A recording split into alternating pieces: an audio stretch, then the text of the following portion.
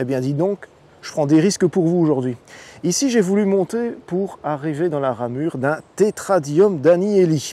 On le trouve encore assez rarement, mais sous son ancien nom, Euodia, c'était très difficile à dire, Euodia danieli. Bon, maintenant on voit plutôt Tetradium. Mais il est surtout connu sur ses autres surnoms.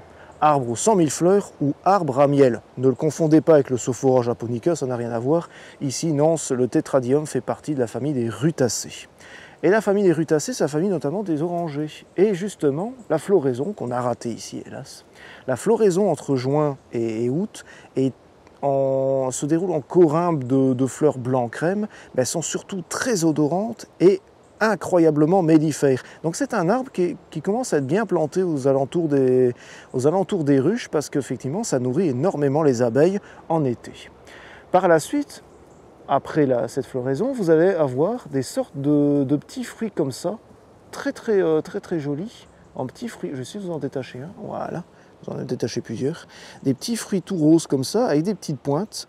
Et vous allez voir que, évidemment là c'est un 5, c'est bizarre, mais Tetradium, c'est parce que voilà, c'est en tétra, c'est pour 4. Et vous voyez qu'il y a 4 fruits après les fleurs.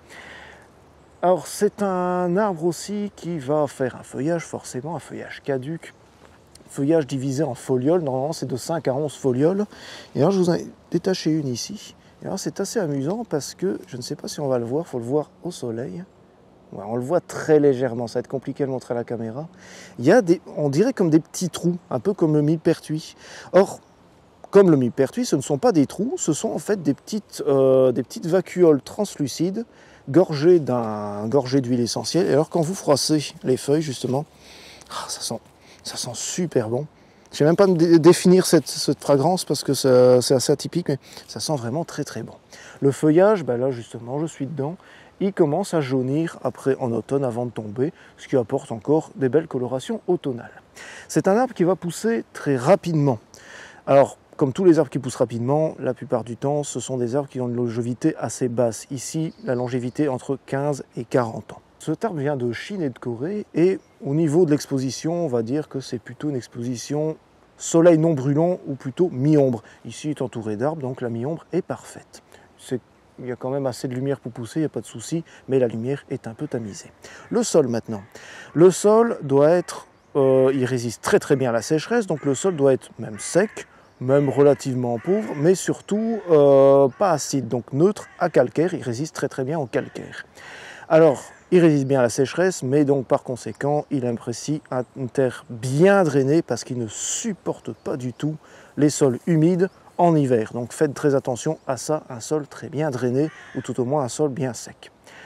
Au niveau de la rusticité, moins 15, pas de souci. Il y a juste qu'elle a le défaut de faire ses feuilles assez hâtivement au printemps. En général, il débout en mars et donc il se fait parfois surprendre par un coup de gel. C'est pas dramatique, disons que c'est moche pendant quelques semaines, après il refait un autre feuillage, mais voilà, ne vous inquiétez pas, mais sachez que voilà, ça peut lui arriver de temps à autre. Sinon, en dehors de ça, c'est plutôt un arbre assez facile à vivre, c'est un arbre qui va pousser quand même assez haut, on va dire 6-8 mètres de haut, et c'est assez large, vous voyez qu'il y a une belle couronne quand même, ça va mettre 5-6 mètres de haut, donc il faut lui prévoir de la place, plutôt une plantation en isolé. Voilà, ça va être compliqué de le mettre en bosquet, ça va être compliqué de le mettre en haie, j'irai plutôt en isolé. Et donc voilà, si vous voulez nourrir les abeilles ou si vous êtes apiculteur vous-même, pensez à cet arbre à miel, le Tetradium danieli, ou aussi appelé arbre aux 100 000 fleurs. Voilà, moi je vais essayer de descendre ici sans me casser la figure qui me...